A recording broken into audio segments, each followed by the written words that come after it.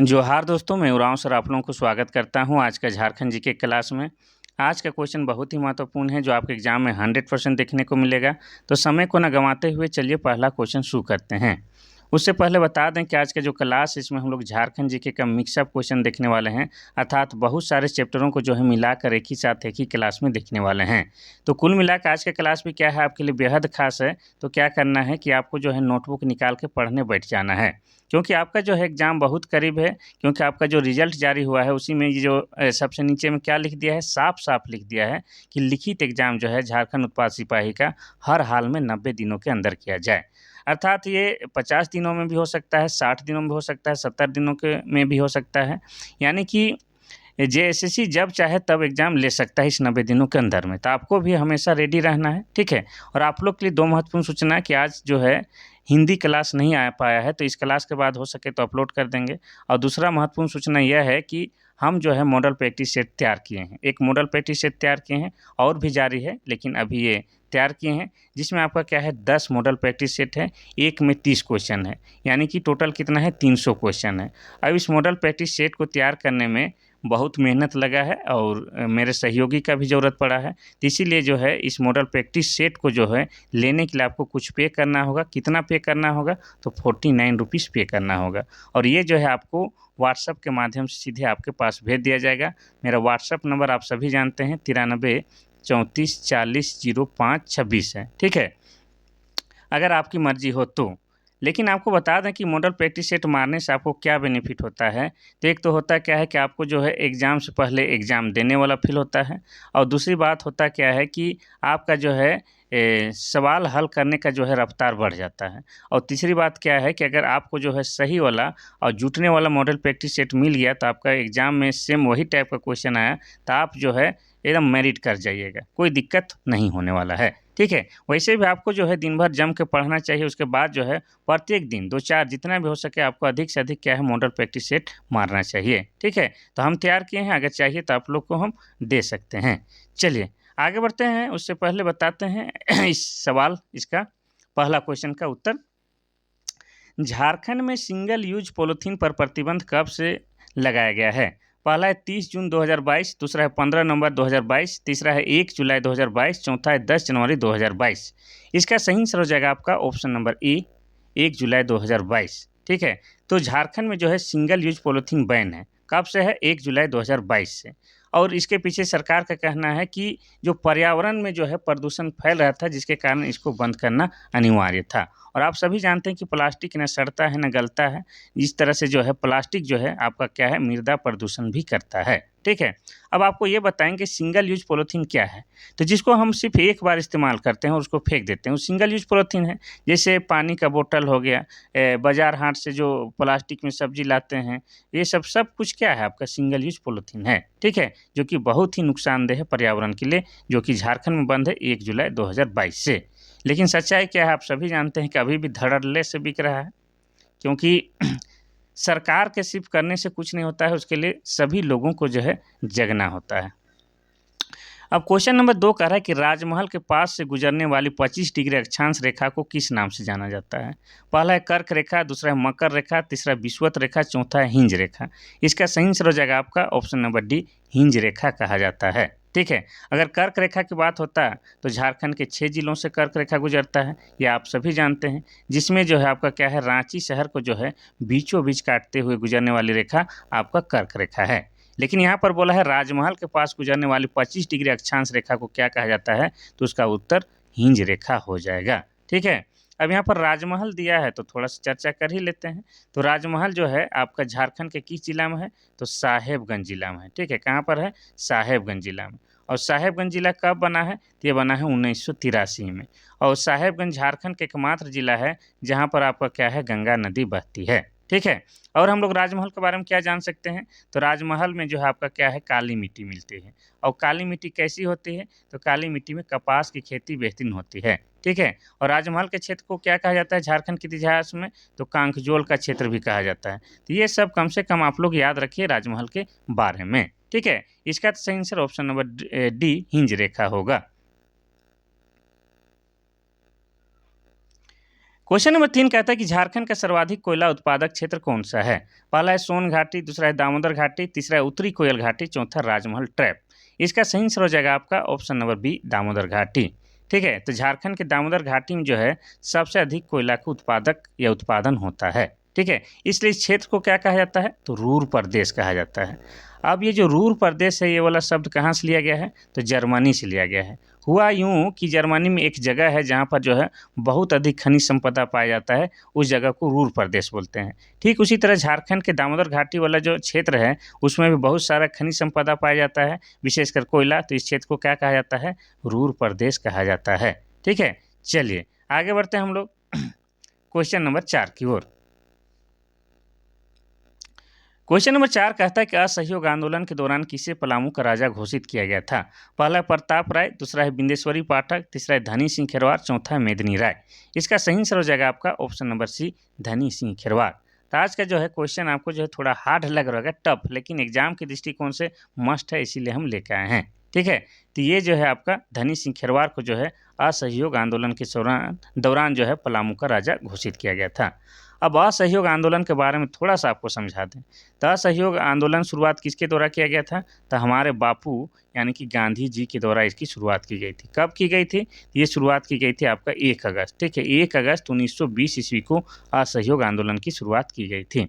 और आप सभी जानते हैं कि महात्मा गांधी सत्य और अहिंसा के पुजारी थे। ठीक है, लेकिन होता क्या है कि 1922 में एक घटना घट जाता है। क्या घटता है? तो चौरी चौरा नामक स्थान पर जो है क्या होता है कि असहयोग आंदोलन के जो आंदोलनकारी होती हैं, वो लोग जो है थाने में, ठीक है, थाने में जो है आपका 22 पुलिसकर्मियों को जो है जिंदा जला देते हैं। अब जिससे हिंसा हो जाता है, तो मजबूरन जो है महात्मा गांधी को जो है असहयोग आंदोलन को जो है स्थगित करना पड़ता है। ठीक है, किस घटना के बाद? तो चौरा चौरी वाला कांड के बाद। ठीक है, चलिए, तो ये सब जो है थोड़ा सा आपको भारत जी के भी जानना ही होगा। Question number 5। क्वेश्चन नंबर 5 कहता है कि सफाहोड़ आंदोलन के नेतृत्वकर्ता कौन थे? पहला है बुद्धू भगत, दूसरा है भागीरथ मांझी, तीसरा है रघुनाथ महतो, चौथा है लाल हेब्रम। इसका सही आंसर क्या हो जाएगा? तो इसका सही आंसर हो जाएगा आपका ऑप्शन नंबर डी, लाल हेब्रम। ठीक है, तो सफाहोड़ आंदोलन का नेतृत्वकर्ता लाल हेब्रम के द्वारा किया गया था। और लाल हेब्रम को ही क्या कहा जाता है? इसी को लाल बाबा के नाम से भी जाना जाता है। ठीक है, और ये जो सफाहोड़ आंदोलन है, ये कब हुआ था? ये हुआ था आपका, इसकी शुरुआत 1870 ईस्वी में हुआ था। ठीक है, इसके द्वारा जो है संथालों को सफ़ेद झंडा प्रदान किया जाता था। ठीक है, इतना आपको याद रखना है। चलिए, बाकी विकल्प का भी हम लोग चर्चा करे बिना आगे नहीं बढ़ेंगे। तो बुद्धू भगत, इनका जो है संबंध किससे है? कोल विद्रोह। कोल विद्रोह के नेतृत्वकर्ता कौन है? बुद्धू भगत। ठीक है, इतना आपको याद रखना है। अब हम लोग जो जानेंगे कि ये कोल विद्रोह कब हुआ था, तो कोल विद्रोह 1831-32 में हुआ था। ठीक है, कोई दिक्कत नहीं। अब हम लोग ये भी जानेंगे कि ये जो बुद्धू भगत है कहाँ के रहने वाले हैं। तो बुद्धू भगत जो है आपके रांची जिला के रहने वाले हैं। अगर आपको प्रखंड पूछेगा तो कौन सा हो जाएगा? चान्हो प्रखंड। अगर आपको गांव पूछेगा तो कौन सा हो जाएगा? तो सीला गाय। ठीक है, सीला गाय के रहने वाले थे। कौन? आपके बुद्धू भगत। अब बुद्धू भगत का जन्म कब हुआ था वो भी आपको बता दें। इनका जन्म जो है आपका 1792 ईस्वी में हुआ था, ये भी आपको याद रखना है। चलिए, अब भागीरथ मांझी के बारे में जान लेते हैं। तो भागीरथ मांझी के द्वारा जो है आपका क्या है? खेरवार आंदोलन का नेतृत्व किया गया था। और खेरवार आंदोलन कब हुआ था? तो 1874 में हुआ था। कोई दिक्कत नहीं। अब रघुनाथ महतो के द्वारा कौन सा आंदोलन का नेतृत्व किया गया था? तो चुआड़ आंदोलन का नेतृत्व किया गया था। और आपको बता दें, रघुनाथ महतो जो हैं, इन्होंने ही क्या नारा दिया था? चलिए आगे बताते हैं। अभी इतना ही, एक ही बार ज़्यादा एक्सप्लेन नहीं करते हैं। क्वेश्चन नंबर 6 कहता है कि महेशपुर की रानी सर्वेश्वरी ने अपनी ज़िंदगी का आखिरी दिन किस जेल में बिताया था? पहला है हजारीबाग, दूसरा है रांची, तीसरा भागलपुर, चौथा है गुमला। इसमें कोई डाउट नहीं, इसका सही आंसर हो जाएगा आपका ऑप्शन नंबर सी, भागलपुर। ठीक है, भागलपुर में इन्होंने जो है अपना जीवन का आखिरी दिन बिताया था। अब ये जो रानी सर्वेश्वरी है, उनके बारे में थोड़ा सा बताते हैं। तो देखिए, 1781-82 में क्या हुआ था आपका? तो हुआ था आपका पहाड़िया विद्रोह। क्या हुआ था? पहाड़िया विद्रोह। और पहाड़िया विद्रोह का जो है नेतृत्वकर्ता कौन थी? रानी सर्वेश्वरी। कहाँ? तो संथाल परगना में। ठीक है, संथाल परगना में जो है आपका पहाड़िया विद्रोह का जो है नेतृत्वकर्ता कौन थी? आपकी रानी सर्वेश्वरी थी। अब ये जो है ये जो नेतृत्व कर रही थी, इसके परिणाम स्वरूप क्या हुआ कि कंपनी सरकार जो है रानी की संपत्ति को जब्त कर लिया और उन्हें कैद करके भागलपुर जेल में डाल दिया और वहीं पर उनकी क्या है, मृत्यु हो जाती है। ठीक है, तो ये किससे संबंधित है? पहाड़िया विद्रोह से संबंधित है, ये आपको याद रखना है। ठीक है, चलिए हजारीबाग, जिसे हजार बागों का शहर कहते हैं, यह 1833 में जिला बना है। रांची, रांची मेरी जान झारखंड की राजधानी है, यह 1899 में जिला बना है। गुमला मेरा जन्म स्थली है, बजरंगबली का भी जन्म स्थली गुमला है। गुमला में बजरंगबली का कहाँ? तो वहीं आंजन धाम में। ठीक है, तो गुमला जिला कब बना है? 1983 में। कोई दिक्कत नहीं। चलिए, आज क्वेश्चन थोड़ा सा आप लोग को नया लग रहा होगा, लेकिन एग्जाम के दृष्टिकोण से मोस्ट इंपॉर्टेंट है भाई। क्वेश्चन नंबर 7 कहता है कि झारखंड के किस मंदिर में एक ही स्थान पर देवी उग्रतारा और देवी लक्ष्मी की प्रतिमा स्थापित है? पहला है उग्रतारा मंदिर, दूसरा है भूपोर मंदिर, तीसरा है भद्रकाली मंदिर, चौथा है माँ योगिनी मंदिर। तो इसका सही आंसर हो जाएगा आपका ऑप्शन नंबर ए, उग्रतारा मंदिर में। उग्रतारा मंदिर में क्या है आपका, एक ही मंदिर में माँ उग्रतारा का और देवी लक्ष्मी का प्रतिमा साथ में स्थापित है। ठीक है, और ये आपका कहाँ है? तो ये आपका लातेहार जिला। ठीक है, लातेहार जिला के चंदवा में है। कहाँ? लातेहार जिला के चंदवा में आपका नगर में स्थित है। कहाँ? नगर में स्थित है, ये आपको याद रखना है। ठीक है, तो ये लातेहार में है। अब लातेहार की बात करेंगे तो लातेहार जिला कब बना है? तो लातेहार की बात करेंगे तो लातेहार जिला 4 अप्रैल 2001 ईस्वी को बना है। इतना आपको याद रखेंगे। ठीक है, अब इस उग्रतारा मंदिर के बारे में और थोड़ा सा आपको बता देते हैं। तो इस मंदिर का निर्माण मराठों की विजय की स्मारक के रूप में अहल्या बाई के द्वारा कराया गया था। किसके द्वारा? अहल्या बाई के द्वारा कराया गया था। और यह मंदिर एक सिद्ध तंत्र पीठ के रूप में प्रसिद्ध है। इसके प्रांगण में कुछ बौद्ध प्रतिमाएं भी मिली है, ये आपको याद रखना है। ठीक है, चलिए आगे बढ़ते हैं हम लोग क्वेश्चन नंबर 8 की ओर। क्वेश्चन नंबर 8 कहता है कि किस मंदिर में ज्वाला जी मंदिर से लाकर अखंड ज्योति स्थापित की गई है? पहला है बैजनाथ मंदिर, दूसरा है लिलोरी मंदिर, तीसरा है शक्ति मंदिर, चौथा है टांगीनाथ मंदिर। तो इसका सही आंसर क्या हो जाएगा? तो इसका सही आंसर हो जाएगा आपका ऑप्शन नंबर सी, शक्ति मंदिर में। ठीक है, तो शक्ति मंदिर में जो है आपका क्या है, ज्वाला जी मंदिर, जो कि कहाँ पर है? आपका हिमाचल प्रदेश में है। ठीक है, हिमाचल प्रदेश में जो ज्वाला जी मंदिर है, वहीं से अखंड ज्योति लाकर यहाँ शक्ति मंदिर में स्थापित किया गया है, ये आपको याद रखना है। ठीक है, इतना आपको कम से कम याद रखना ही होगा। अब ये जो शक्ति मंदिर है कहाँ पर है? ये शक्ति मंदिर हम तो बोले ठीक है कि हिमाचल वाला ज्वाला जी मंदिर से अखंड ज्योति लाकर स्थापित किया गया है। ये शक्ति मंदिर आपका धनबाद जिला में है। कहाँ है? धनबाद जिला में। और धनबाद जिला कब बना है? तो 1956 में बना है। और धनबाद को क्या कहा जाता है? तो धनबाद को कहा जाता है झारखंड की कोयला नगरी। ठीक है, झारखंड की कोयला नगरी कहा जाता है। साथ ही क्या कहा जाता है? तो साथ ही भारत का कोयला की राजधानी भी कहा जाता है। इतना आपको याद रखना है। ठीक है, अगर यहाँ पर देखेंगे ऑप्शन नंबर डी, इसके बारे में थोड़ा सा बताते हैं। तो टांगीनाथ मंदिर कहाँ है? तो ये आपका गुमला जिला में। कहाँ है? गुमला जिला में। गुमला जिला के मझगांव में है। ठीक है, और इसमें जो है भगवान परशुराम का फरसा गड़ा हुआ है। और यहाँ पर जो है प्रत्येक साल जो है आपका क्या है, शिव का जो कुछ शिव का हाँ क्या है, शिव का जो है, शिव के जन्म या उसका कुछ जो पर्व होता है, शिवरात्रि। हाँ, शिवरात्रि के दिन यहाँ पर भव्य मेला लगता है। ठीक है, इसको भी आप थोड़ा सा याद रखिएगा। गुमला का है तो थोड़ा सा बता दिए। क्वेश्चन नंबर 9 कहता है कि किस राष्ट्रीय नेता को होम रूल आंदोलन के सिलसिले में रांची में नजरबंद किया गया था? पहला है राजेंद्र प्रसाद, दूसरा है अबुल कलाम आजाद, तीसरा है भगत सिंह, चौथा है महात्मा गांधी। तो इसका सही आंसर हो जाएगा आपका option number B, Abul Kalam Azad. Abul Kalam Azad को जो है क्या है, रांची में नज़रबंद कर दिया गया था। ठीक है, और ये किस समय का काल है? तो ये बात हो रहा है आपका 1916 की। ठीक है, 1916 में जो है अबुल कलाम आज़ाद को रांची में नज़रबंद कर दिया गया था। और ये अबुल कलाम वही अबुल कलाम आज़ाद हैं जो कि भारत के पहला, ठीक है, भारत के पहला शिक्षा मंत्री बने थे। क्या? भारत के पहला शिक्षा मंत्री बनने वाले व्यक्ति कौन है? आपके अबुल कलाम आज़ाद हैं। ठीक है, और इन्होंने जो है रांची में बहुत सारा काम किए हैं। और क्या क्या काम किए हैं तो आपको बता दें कि रांची में अंजुमन इस्लामिया, क्या? रांची में अंजुमन इस्लामिया और मदरसा इस्लामिया, ठीक है, अंजुमन इस्लामिया और मदरसा इस्लामिया नामक संस्था की स्थापना इन्होंने रांची में की है अपने नज़रबंद के दौरान। कौन? अबुल कलाम आज़ाद। और कब की है? तो आपको बता दें 16 से लेके 19 के बीच में, ठीक है, 16 से लेके 19 के बीच में इन्होंने जो है ये सब काम किया है, क्योंकि 1919 में जो है इन्हें नज़रबंद से जो है मुक्त कर दिया जाता है। यानी कि 3 साल तक ये क्या थे, रांची में नज़रबंद थे। कौन? आपके अबुल कलाम आज़ाद, ठीक है। और ये भारत के प्रथम शिक्षा मंत्री भी थे, इतना आपको याद रखना है। और इनसे संबंधित और क्या बात आपको याद रखना है कि आपको जो है 1940 में, ठीक है, 1940 में जो है झारखंड का रामगढ़ जिला में क्या होता है, रामगढ़ जिला में आपका कांग्रेस का जो है वार्षिक अधिवेशन होता है, 53वां वार्षिक अधिवेशन होता है। उसमें जो है अध्यक्षता किसने की थी, तो अबुल कलाम आज़ाद ने ही की थी, ठीक है। ये भी आपको लिंक करके ही याद करना है। क्वेश्चन नंबर 10 कहता है कि सविनय अवज्ञा आंदोलन के दौरान कहाँ जंगल सत्याग्रह चलाया गया। पहला है जमशेदपुर, दूसरा है दुमका, तीसरा है देवघर, चौथा है चक्रधरपुर। इसका सही आंसर क्या हो जाएगा, तो इसका सही आंसर हो जाएगा आपका ऑप्शन नंबर डी, चक्रधरपुर में, ठीक है। चक्रधरपुर में जो है आपका है कांग्रेसियों ने जंगल काट करके सरकार के प्रति अपना विरोध प्रकट किया, और विरोध प्रकट करने के इस तरीके को ही क्या कहा जाता है, जंगल सत्याग्रह कहा जाता है। ये आपको याद रखना है। अब यहाँ पर जो है सविनय अवज्ञा आंदोलन आया है, तो इसके बारे में थोड़ा सा आपको बता दें कि ये सविनय अवज्ञा आंदोलन भी किसके द्वारा शुरू किया गया था, तो आपका गांधी जी के द्वारा शुरू किया गया था। कब किया गया था, तो 1930 की बात है, ठीक है। तो नमक कानून वाला बात जो सुने होंगे इसी से संबंधित है।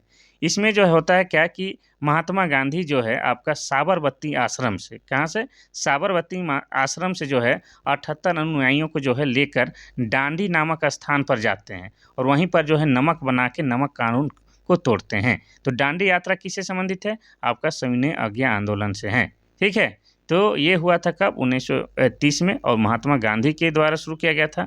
और इसी आंदोलन के दौरान जो है आपका चक्रधरपुर में जो है आपका क्या है, जंगल सत्याग्रह चलाया गया था, ठीक है। इतना आपको याद रखना है। चलिए आगे बढ़ते हैं हम लोग क्वेश्चन नंबर 11 की ओर।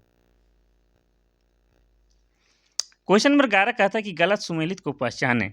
पहला है, एक तरह जो है आपका क्या है, रचना के नाम है, यानी कि पुस्तक की बात है, और एक तरफ उसके राइटर का नाम है। तो जो गलत सुमेलित है उसको पहचानना है, ठीक है। तो मुंडारी फोकटेल कौन लिखा है, पीके मिश्रा लिखा है। दूसरा मुंडा दुरु, WG आर्चर लिखा है। तीसरा है मुंडारी ग्रामर, C प्रोट्रेट लिखा है। चौथा है Mundari and their country, MC राय लिखा है। तो इसमें कौन सा गलत है, तो इसका सही आंसर हो जाएगा आपका ऑप्शन नंबर सी, ये वाला गलत है। मुंडारी ग्रामर को जो है C प्रोट्रेट ने नहीं लिखा है, बल्कि कौन लिखा है, इसको लिखने वाले व्यक्ति के नाम है A नोटरोट। क्या नाम है, A नोटरोट के द्वारा लिखा गया है आपका मुंडारी ग्रामर, और बाकी सब के सब सही है। मुंडारी फोकटेल आपके PK मिश्रा के द्वारा ही लिखा गया है, ये बिल्कुल सही बात है। और मुंडा डुरू ये भी WG वार्चर के द्वारा लिखा गया, ये भी सही है। और Mundari and their country MC राय के द्वारा लिखा गया है, ये भी सही है। तो सी वाला जो है गलत सुमेलित है। और ये सब क्वेश्चन में आप लोग फंसेगा, तो ये सब क्वेश्चन को विशेष ध्यान दीजिएगा। ये आपका VIP ही नहीं, VVIP क्वेश्चन है। क्वेश्चन नंबर 12 कहता है कि कौन सी सही सुमेलित नहीं है। यहाँ भी हम लोग वही देखेंगे। पहला है वन लक्ष्मी, WG आर्चर लिखे हैं। दूसरा है ग्रह का फेर, अनंत साय अखौरी लिखे हैं। तीसरा है आखर 84 कमल लिखे हैं। चौथा है आदमी द्वारिका प्रसाद लिखे हैं। इसमें क्या हो जाएगा, कौन सा गलत है, तो option number A, one Lakshmi जो है WG आर्चर ने नहीं लिखा है, बल्कि कौन लिखे हैं, तो वन लक्ष्मी को लिखने वाले व्यक्ति का नाम क्या है, योगेंद्र नाथ। क्या नाम है, योगेंद्र नाथ है नाम, ये भी आपको याद रखना है। बाकी सब सही है। ग्रह फेर लिखने वाले व्यक्ति के नाम अनंत साय अखौरी है। आखर 84 लिखने वाले व्यक्ति का नाम कमल है। आदमी लिखने वाला व्यक्ति का नाम क्या है, द्वारिका प्रसाद है। तो ये सब मोस्ट इंपॉर्टेंट क्वेश्चन है भाई, इसको बिल्कुल नज़रअंदाज नहीं करना है। हम रिपीट बार बार आपको बोल रहे हैं। चलिए आगे बढ़ते हैं हम लोग। क्वेश्चन नंबर 13 कहता है कि दीपिका कुमारी, पूर्णिमा महतो, मधुलिका कुमारी, हीरामणि सिंकू, कोमालिका बारी का संबंध किस खेल से है। पहला है क्रिकेट, दूसरा है शतरंज, तीसरा है कबड्डी, चौथा है तीरंदाजी। तो इसका सही आंसर क्या हो जाएगा, तो इसका सही आंसर हो जाएगा आपका ऑप्शन नंबर डी, तीरंदाजी से। ये सभी के सभी क्या है, झारखंड के रहने वाले हैं, और सभी क्या है आपका अंतर्राष्ट्रीय क्या है, तीरंदाज हैं, आर्चरी हैं, धनुर्धर हैं, ये आपको याद रखना है। इनमें जो है सबसे चर्चित नाम क्या है आपका, दीपिका कुमारी। तो दीपिका कुमारी के बारे में आपको बता दें, ठीक है। तो दीपिका कुमारी जो है अपना रांची की रहने वाली है, रांची। और रांची में भी और डिटेल जाइएगा तो कहाँ, रांची रातू की रहने वाली है, ठीक है। और ये जो है आपका क्या है, ओलंपिक भी खेल चुकी है, ठीक है। और आपको बता दें कि 2012 में इन्हें जो है अर्जुन पुरस्कार से भी सम्मानित किया जा चुका है। किन्हें, दीपिका कुमारी को। और 2016 में क्या मिला है, तो 2016 में इन्हें जो है आपका पद्मश्री पुरस्कार से भी सम्मानित किया गया है, ये भी आपको याद रखना है, ठीक है। और 2010 में, ठीक है, 2010 में आपका दिल्ली में, कहाँ पर, दिल्ली में जो आपका क्या हो रहा था, कॉमनवेल्थ गेम, उसमें जो है इन्होंने 2 गोल्ड मेडल जीती थी। कौन, आपकी दीपिका कुमारी। तो बहुत महान खिलाड़ी हैं। वर्तमान में इनका शादी हो गया है। किनके साथ शादी हुआ है वो भी बता देते हैं। आप लोग को शादी ब्याह में बहुत इंटरेस्ट रहता है तो बताते हैं। इनका शादी हुआ है अतनु दास के साथ। अब अतनु दास जो है कहाँ के रहने वाले हैं, पश्चिम बंगाल के हैं। और ये भी क्या है, आर्चर हैं, अर्थात धनुर्धारी हैं। और ये भी इंटरनेशनल खिलाड़ी हैं, ठीक है। तो ये जो हो गया आपका तीरंदाज से संबंधित हैं ये सभी नामें। आगे बढ़ते हैं हम लोग क्वेश्चन नंबर 14 की ओर। क्वेश्चन नंबर 14 कहता है कि द्रोणाचार्य पुरस्कार से सम्मानित पूर्णिमा महतो का संबंध किस खेल से है। पहला है क्रिकेट, दूसरा है शतरंज, तीसरा है तीरंदाज, चौथा है बॉक्सिंग। इसका उत्तर तो हम अभी ही बता दिए, ठीक है। क्या है, ऑप्शन नंबर सी, तीरंदाज से। द्रोणाचार्य पुरस्कार से सम्मानित पूर्णिमा महतो का संबंध तीरंदाज से है। तो सबसे पहले बता दें कि ये जो द्रोणाचार्य पुरस्कार जो होता है ये किसको दिया जाता है, तो प्रशिक्षक को दिया जाता है, ठीक है। खिलाड़ी को नहीं, बल्कि खिलाड़ियों को जो ट्रेनिंग देता है उसके कोच यानी कि उसके प्रशिक्षक को दिया जाता है क्या, आपका द्रोणाचार्य पुरस्कार। और पूर्णिमा महतो किसके कोच हैं, तो ये तीरंदाज सिखाती है, तीरंदाज यानी कि आर्चरी सिखाती है। और इन्हें जो है द्रोणाचार्य पुरस्कार कब मिला है, इन्हें द्रोणाचार्य पुरस्कार 2013 में मिला है। इतना आपको याद रखना है। चलिए आगे बढ़ते हैं हम लोग क्वेश्चन नंबर 15 की ओर। क्वेश्चन नंबर 15 कहता है कि गलत सुमेलित को पहचाने। देखिए आज का क्वेश्चन जो है बहुत ही बेहतरीन हम लाए हैं। हम जो है काफ़ी खुश हैं कि आज क्वेश्चन हम बहुत बेहतर बना पाए हैं।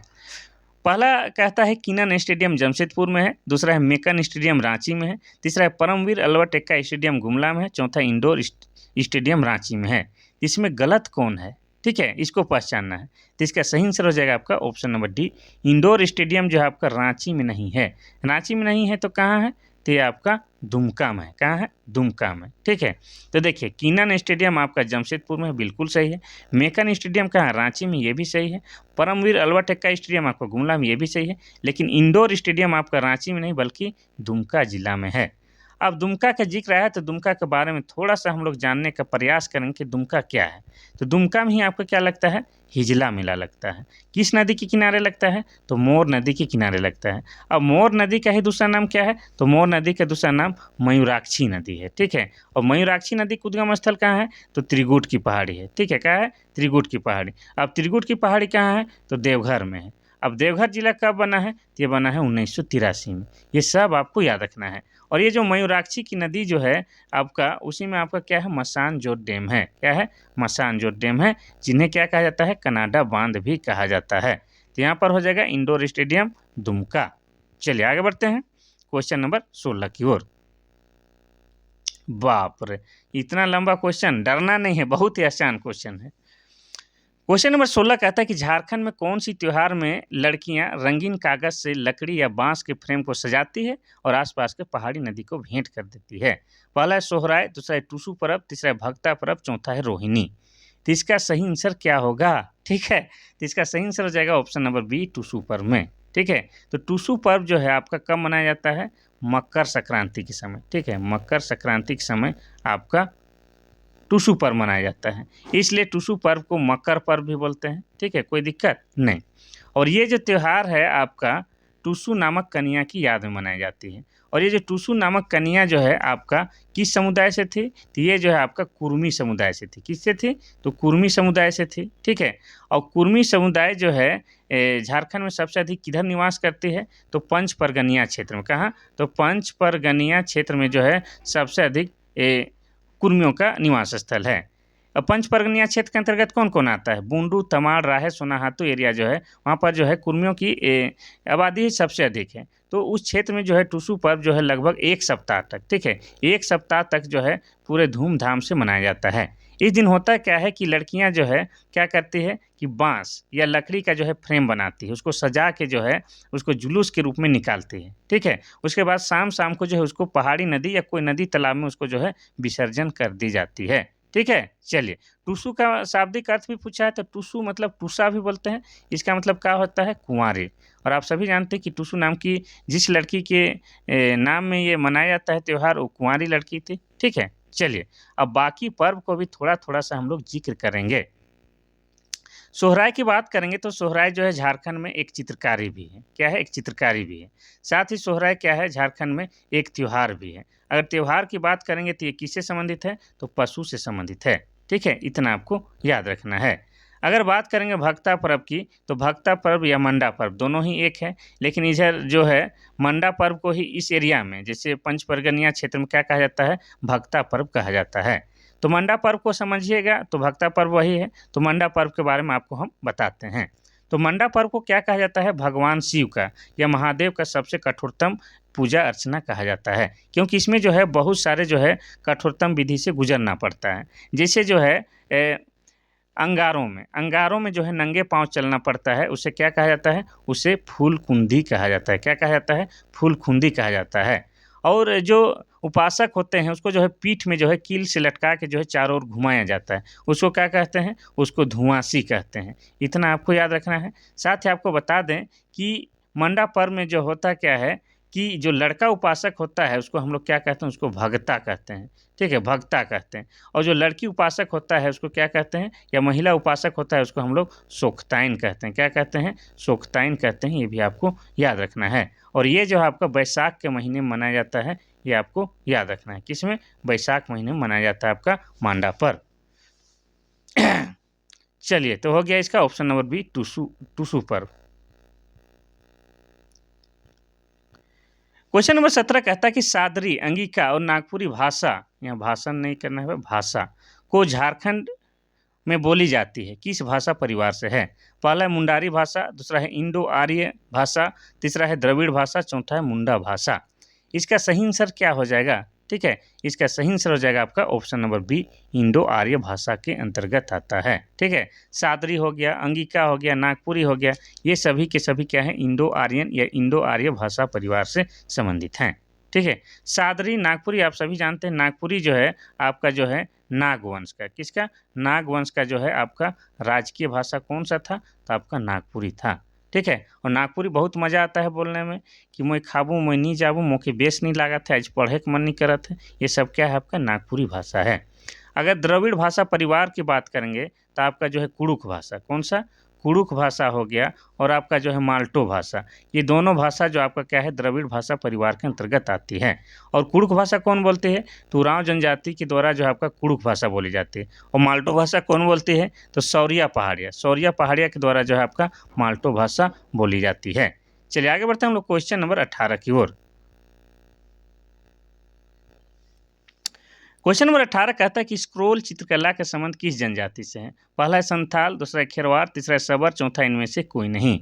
इसका सही आंसर हो जाएगा आपका ऑप्शन नंबर ए, संथाल जनजाति से। ठीक है, स्क्रोल चित्रकला का संबंध संथाल जनजाति से। अब हम लोग थोड़ा सा संथाल जनजाति की बात करेंगे तो यह जो है झारखंड की सबसे बड़ी जनजाति है। क्या है?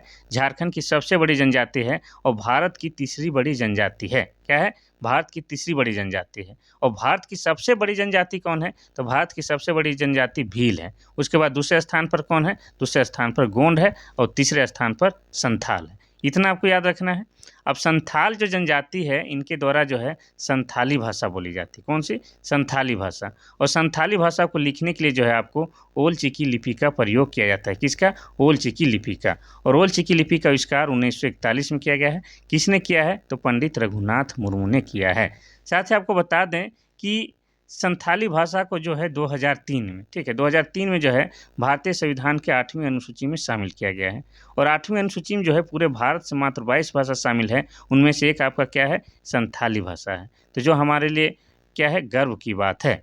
अब संथाल जनजाति से आपको और क्या जानना है? तो इनका जो है प्रमुख देवता कौन सा है? तो सिंह बोंगा है। क्या है? सिंह बोंगा जो है संथाल जनजाति के सर्व प्रमुख देवता है। और संथाल जनजाति में जो है आपका क्या होता है? संथाल जनजाति में युवा गिरी जो होता है उसको क्या बोलते हैं? उसको घोटुल बोलते हैं। क्या बोलते हैं? घोटुल बोलते हैं। और संथाल जनजाति में जो सामाजिक बहिष्कार अर्थात सबसे बड़ा जो सजा होता है उसको क्या बोलते हैं? उसको बिटलाहा के नाम से जानते हैं। तो इतना संथाल के बारे में आपको जानना ही होगा। खरवार की बात करेंगे तो क्या है? झारखंड की एक जनजाति है। इसे जो है लड़ाकू जनजाति भी कहा जाता है और इसे जो है मार्शल जनजाति भी कहा जाता है। क्या कहा जाता है? मार्शल जनजाति भी कहा जाता है। और ये जो खरवार जनजाति जो है सत्य और अहिंसा के लिए जो है अपने प्राण त्यागने तक के लिए प्राण का बलिदान देने तक के लिए रेडी रहती है। इन्हें जो है पलामू के क्षेत्र में क्या कहा जाता है, 18 हजारी भी कहा जाता है, ये भी आपको याद रखना है। चलिए, सबर क्या है, झारखंड में एक आदिम जनजाति, क्या है, झारखंड में एक आदिम जनजाति है और झारखंड में 8 आदिम जनजाति पाए जाते हैं। चलिए आगे बढ़ते हैं हम लोग क्वेश्चन नंबर 19 की ओर। क्वेश्चन नंबर 19 कहता है कि मुंडा गांव में पंचायत की बैठक कहाँ होती है। पहला है सरना, दूसरा है अखड़ा, तीसरा है शासन, चौथा है खरना। तो इसका सही आंसर क्या हो जाएगा, तो इसका सही आंसर हो जाएगा आपका ऑप्शन नंबर, ठीक है, मुंडा जनजाति के द्वारा बात हो रहा है, तो इसका हो जाएगा ऑप्शन नंबर,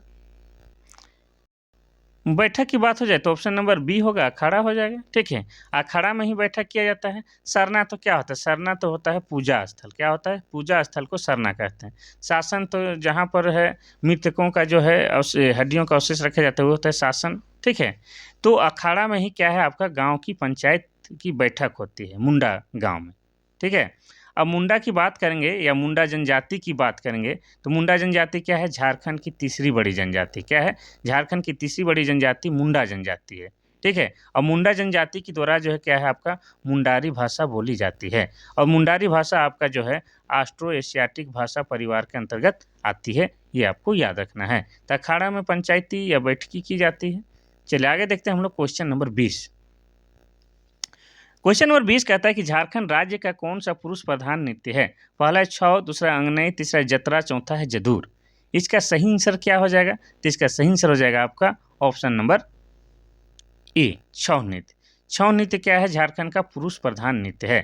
ठीक है, तो ये क्या है, आपका पुरुष प्रधान नृत्य है। और दूसरा आपका बात क्या है, इसके बारे में जानना है कि छौ नृत्य में जो है आपका क्या है, ओजपूर्ण नृत्य किया जाता है। क्या किया जाता है, ओजपूर्ण नृत्य किया जाता है। साथ ही क्या है कि छौ नृत्य में जो है आपका क्या है, मुखौटा पहन के नृत्य किया जाता है। क्या, तो मुखौटा पहन के नृत्य किया जाता है।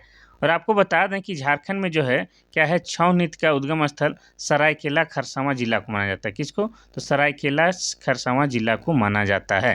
और पूरे भारत में जो है आपका जो है छौ नृत्य कितने प्रकार का है, 3 प्रकार का है। झारखंड में सरायकेला प्रकार के, उड़ीसा में मयूरभंज प्रकार के और पश्चिम बंगाल में पुरुलिया प्रकार के।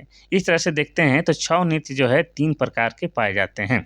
और छौ नृत्य झारखंड का सर्वप्रसिद्ध लोक नृत्य है जो कि विदेशों में भी इसका प्रदर्शन किया जा चुका है, ये आपको याद रखना है।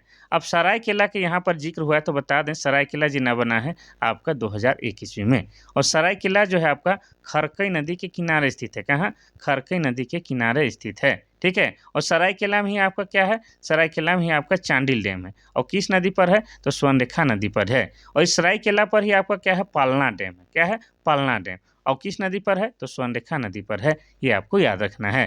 ठीक है, अगर बात करेंगे दूसरे विकल्प की तो अंगनई। अंगनई जो है क्या है, महिला प्रधान नृत्य है और महिलाओं के द्वारा जो है आंगन में नृत्य किया जाता है, इसलिए इसका नाम अंगनई रखा गया है। मेला जतरा सब जानते हैं। उरांव जनजाति, उरांव जनजाति का सबसे बड़ा त्यौहार में कौन आता है, जतरा। जतरे में जो होता है क्या है कि लड़का लड़की एक दूसरे को पसंद करता है और शादी की शुरुआत होती है, इसीलिए उरांव जनजाति में जो जतरा का बहुत महत्व है। ठीक है, चलिए आगे बढ़ते हैं हम लोग क्वेश्चन नंबर 21 की ओर।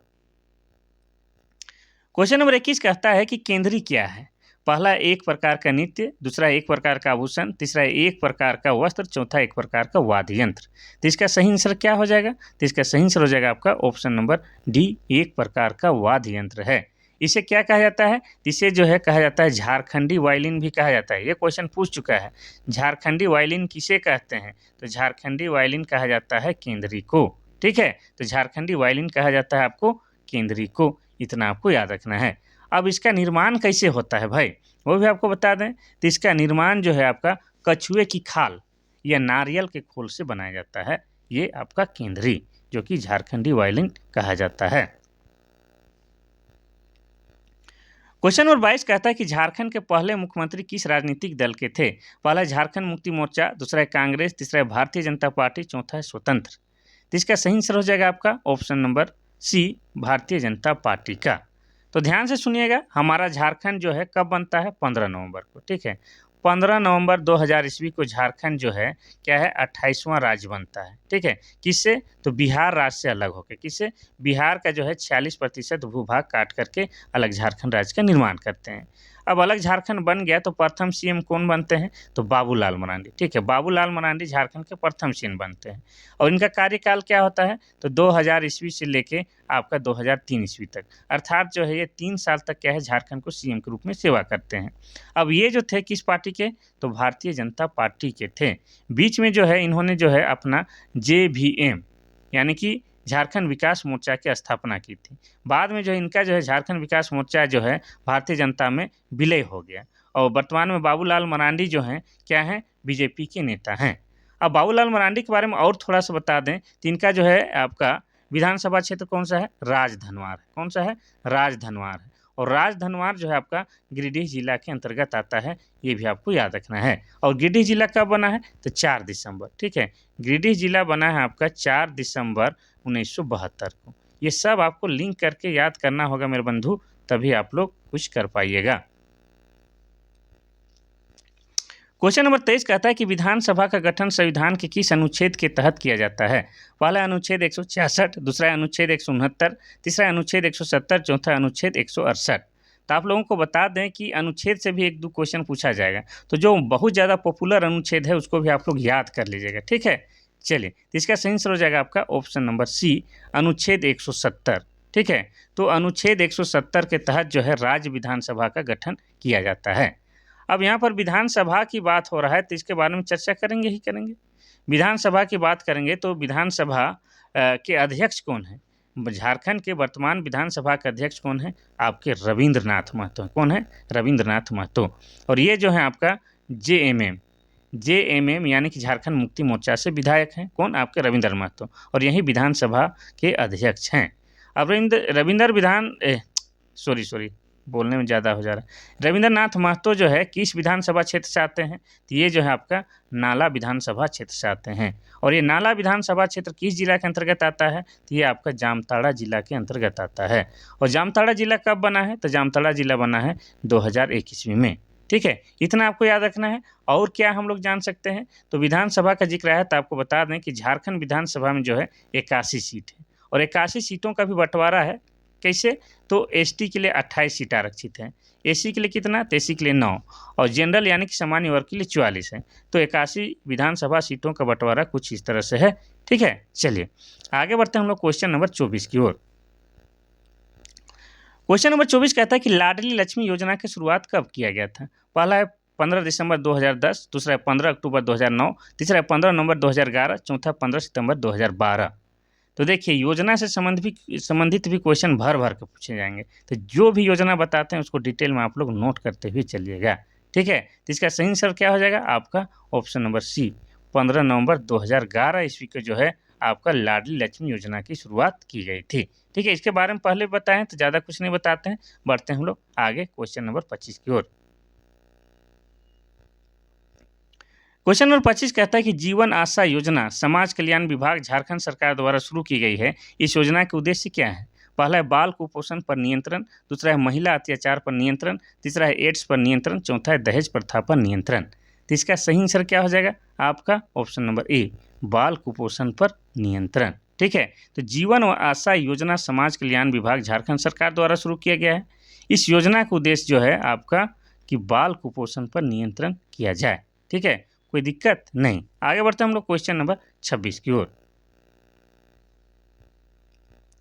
क्वेश्चन नंबर 26 कहता है कि मुद्रा योजना की शुरुआत प्रधानमंत्री श्री नरेंद्र मोदी ने किस स्थान से की थी। पहला रांची, दूसरा खूंटी, तीसरा दुमका, चौथा जमशेदपुर। इसका सही आंसर क्या हो जाएगा, तो इसका सही आंसर हो जाएगा आपका ऑप्शन नंबर सी, दुमका से किया गया था। ठीक है, मुद्रा योजना की शुरुआत हमारे प्रधानमंत्री ने की थी कहाँ से, तो दुमका से।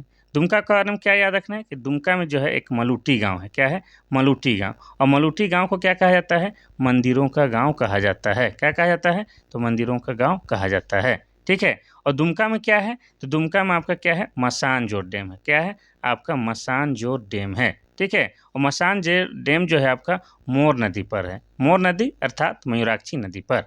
और ये जो मसान जोर डैम है इसी को क्या कहा जाता है, इसी को कनाडा बांध कहा जाता है। अब कनाडा बांध क्यों कहा जाता है, क्योंकि यह जो है आपका कनाडा देश के सहायता से किया गया है। ठीक है, इतना आपको याद रखना है। चलिए आगे बढ़ते हैं हम लोग क्वेश्चन नंबर 27 की ओर। क्वेश्चन नंबर 27 कहता है कि बैगा जनजाति झारखंड के किस क्षेत्र में नहीं पाई जाती है? पहला है हजारीबाग, दूसरा है रांची, तीसरा सिंहभूम, चौथा है लातेहार। इसका सही आंसर क्या हो जाएगा? तो इसका सही आंसर हो जाएगा आपका ऑप्शन नंबर सी, सिंहभूम क्षेत्र में। बैगा जनजाति के जो है निवास स्थल जो है सिंहभूम क्षेत्र में नहीं पाया जाता है। ये किताब का कोडिंग है और उसी के अनुसार सवाल पूछेगा, इसीलिए इतना याद रखना होगा, ठीक है। और आपको बता दें वैसे तो सभी जनजाति सभी जगह मिलते हैं, लेकिन नहीं या कम मिलता है, उसी को यहाँ पर नहीं लिख दिया है। तो बैगा जनजाति सिंहभूम क्षेत्र में नहीं मिलते हैं। सिंहभूम मतलब दोनों आ जाएगा आपका, पूर्वी सिंहभूम और पश्चिमी सिंहभूम दोनों, ठीक है। और बैगा जनजाति का पवित्र पशु क्या है? तो बाघ। ब से बैगा, ब से बाघ, इतना आपको याद रखना है। अगर आपसे पूछता है कि बैगा जनजाति का सर्वाधिक जनसंख्या किस क्षेत्र में पाया जाता है, किस जिला में, तो आप लोग क्या बोलते हैं? चतरा जिला में, ठीक है। कहाँ? तो चतरा जिला में।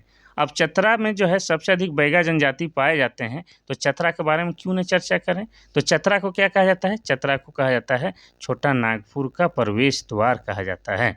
और चतरा जो है झारखंड का सबसे छोटा संसदीय क्षेत्र है। झारखंड का लोकसभा का सबसे छोटा संसदीय क्षेत्र आपका चतरा है, ठीक है। और चतरा में ही आपका क्या है? चतरा में ही आपका इटखोरी है, इटखोरी, ठीक है। और इटखोरी में ही आपका क्या है? माँ भद्रकाली का मंदिर है, ये भी आपको याद रखना है। तो सिंहभूम क्षेत्र में जो है बैगा जनजाति की जनसंख्या नहीं पाई जाती है या नहीं के बराबर पाई जाती है।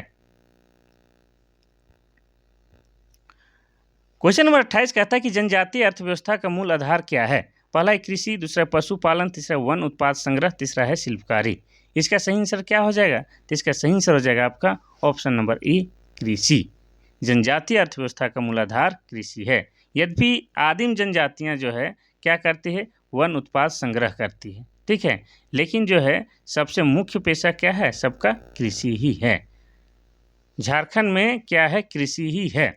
और कृषि भी बात की जाए तो लगभग जो है आपका 80%, ठीक है, 70 से 80% जो है लोग क्या करता है? कृषि करता है। चाहे वो आदिवासी हो या सदान हो, सब कृषि पर भी उनका जीवन चलता है। और कृषि के साथ दूसरा प्रमुख कार्य उनका क्या है? पशुपालन है, ठीक है। अब कृषि का बात आया है तो यहाँ पर जो है कृषि का निर्भरता किस पर है? तो यहाँ के बारिश पर, मौसम पर।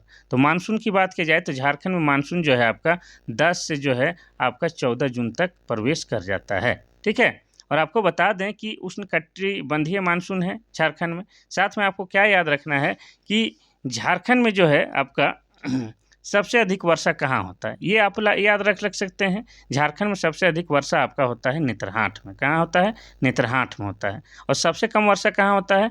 तो चाईबासा का मैदान में होता है। ये आपका याद हो गया। अगर आपको फिर याद करना है तो क्या याद रखना है कि झारखंड में जो है कृषि योग भूमि कितनी है? तो 38 लाख हेक्टेयर। कितना है? 38 लाख हेक्टेयर जो है झारखंड में कृषि योग भूमि है। अगर आप में और भी याद करने की क्षमता है तो क्या याद रखना है कि झारखंड में जो है सबसे मुख्य फसल कौन सा है? तो आपका धान है, यानी कि चावल है। और अगर आपको पूछे कि धान के बाद दूसरा प्रमुख फसल कौन सा है? तो मक्का है। ये सब आपको याद रखना है। चलिए आगे बढ़ते हैं। आखिरी क्वेश्चन पहुंच रहा है, इसीलिए थोड़ा सा चाह रहे हैं कि और ज़्यादा से ज़्यादा बताएं, इसीलिए थोड़ा सा रुक लेते हैं, ठीक है। चलिए क्वेश्चन नंबर 29 कहता है कि मुंडा जनजाति के लोग स्वयं को क्या कहते हैं? पहला है होड़ो, दूसरा है होड़को, तीसरा है कुड़ुक, चौथा इनमें से कोई नहीं। तो इसका सही आंसर क्या हो जाएगा? इसका सही आंसर हो जाएगा आपका ऑप्शन नंबर बी, होड़को। मुंडा जनजाति जो है स्वयं को होड़को कहते हैं या होड़को कहलाना पसंद करते हैं, ठीक है। और मुंडा जनजाति अपनी भाषा को क्या कहते हैं? तो भाषा को जो है वे लोग क्या बोलते हैं? भाषा को कहते हैं होड़ो जगर। क्या बोलते हैं? होड़ो जगर कहते हैं, ठीक है। इतना आपको याद रखना है। कुड़ुक कौन लोग बोलता है? कुड़ुक उरांव जनजाति के लोग स्वयं को कुड़ुक कहलाना पसंद करते हैं, ठीक है। तो हो गया आपका 29 नंबर का क्वेश्चन। चलिए आखिरी क्वेश्चन देख ही लेते हैं, फिर कल देखेंगे। क्वेश्चन नंबर 30 कहता है कि संथाली भाषा की लिपि क्या है? ये बार बार बताते हैं, कोई दिक्कत वाली बात तो नहीं है। सीधे आते हैं हम लोग ऑप्शन नंबर बी, ओल चिकी। संथाली भाषा का लिपि ओल चिकी है और ओल चिकी लिपि का आविष्कार 1941 में हुआ है। किसने किया है? तो पंडित रघुनाथ मुर्मू ने किया है, ठीक है। ये संथाली भाषा के बारे में हम बार बार बोलते हैं। अब बाकी लिपि के बारे में भी आपको बता देते हैं, ठीक है। तो यहाँ पर जो है आपका क्या है? देवनागरी लिपि। देवनागरी लिपि लिखने के लिए किस भाषा का प्रयोग किया जाता है? तो हिंदी। हिंदी भाषा को लिखने के लिए देवनागरी लिपि का प्रयोग किया जाता है, ठीक है। गुरुमुखी लिपि का प्रयोग किस भाषा को लिखने के लिए?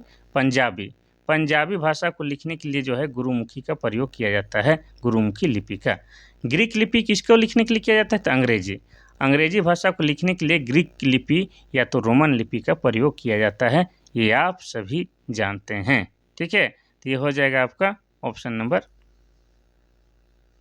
बी, ओल चिकी। तो आप लोगों को जैसे हम क्लास शुरू होने समय ही बताया कि एक मॉडल पैटी सेट तैयार किए हैं, और आपको अच्छा लगेगा तो आप लोग परचेज कर लीजिएगा। अब हम तो चाहते हैं कि आप लोग को फ्री में सब कुछ कराएं, यूट्यूब में भी फ्री पढ़ाते हैं आपको, और मॉडल पैटी सेट भी फ्री में दें। लेकिन होता क्या है कि उसको बनाने में जो है मेरे अलावा दूसरों का भी मेहनत लगता है, तो लोग को मजदूरी तो चाहिए ही। इसीलिए जो है मिनिमम दाम आपका जो है 49 रुपये में जो है मॉडल प्रैक्टिस सेट मुहैया करा रहे हैं। ठीक है, तो ले लीजिएगा, और आपको अच्छा लगेगा तो बाकी और मॉडल प्रैक्टिस सेट तैयार किया जाएगा।